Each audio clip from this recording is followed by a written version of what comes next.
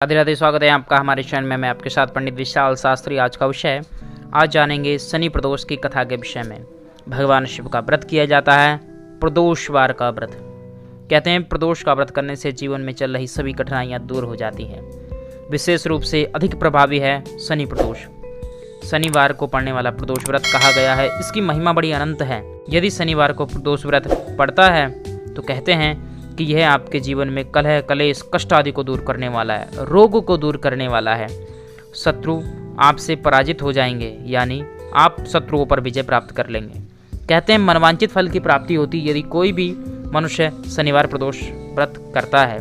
उसके जीवन में हर प्रकार की धन, वैभव, संपदा स्वयं आने लगती है। तो चलिए जानते हैं शनिवार प्रदोष व्रत की महिमा। उससे पहले जान लेते हैं प्रदोष व्रत के पूजन के विषय में। कैसे करना चाहिए प्रदोष का व्रत।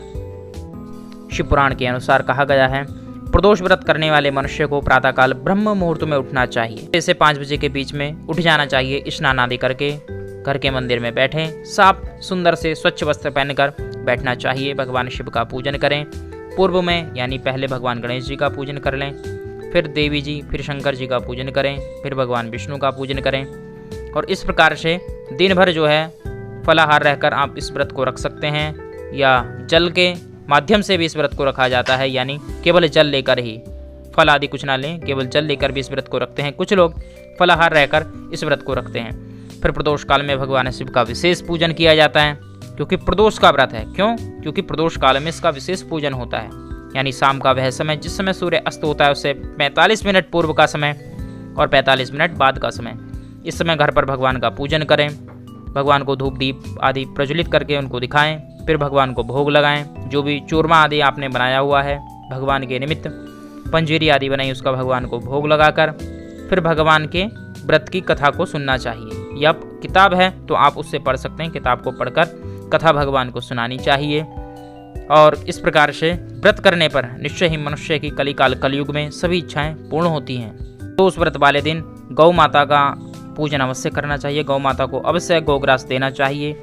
मंदिर में जाकर भगवान शिवलिंग के सम्मुख एक घी का दीपक अवश्य प्रज्वलित करना चाहिए। चलिए जानते हैं शनि प्रदोष व्रत की कथा।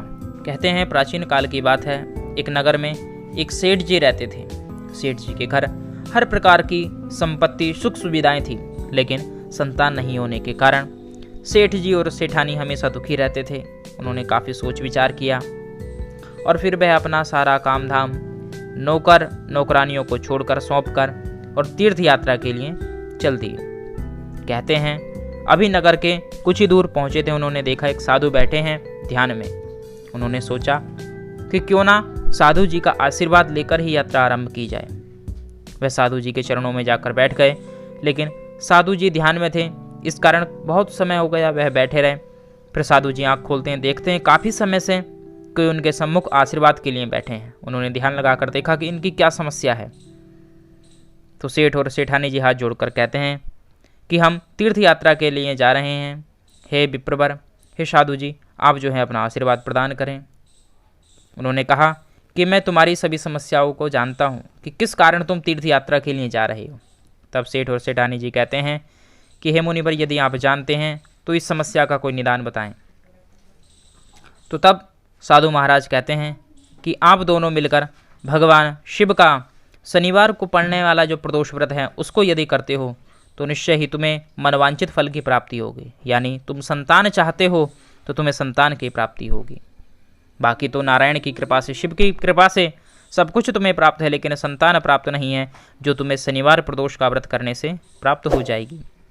जब ऐसा सेठ और सेठानी जी ने सुना तो बड़ा धन्यवाद किया विप्रवर का, मुनिवर का, और उनको प्रणाम करके तीर्थ यात्रा के लिए चले गए। तीर्थ यात्रा से लौटकर जब आते हैं, घर पहुंचकर विधि पूर्वक जब शनिवार के दिन प्रदोष का व्रत आया तो उस दिन विधि पूर्वक भगवान का पूजन किया, भगवान की कथा करी और पूरे दिन व्रत को धारण किया। और कुछ समय पश्चात ही भगवान शिव की कृपा से उन्हें संतान सुख की प्राप्ति हुई है।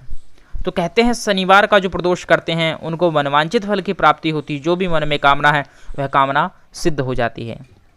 वीडियो देखने के लिए बहुत बहुत धन्यवाद और चैनल पर बने रहिए। चैनल को कीजिए सब्सक्राइब ताकि ऐसे ही ज्ञानवर्धक वीडियो आपको प्राप्त होती रहें।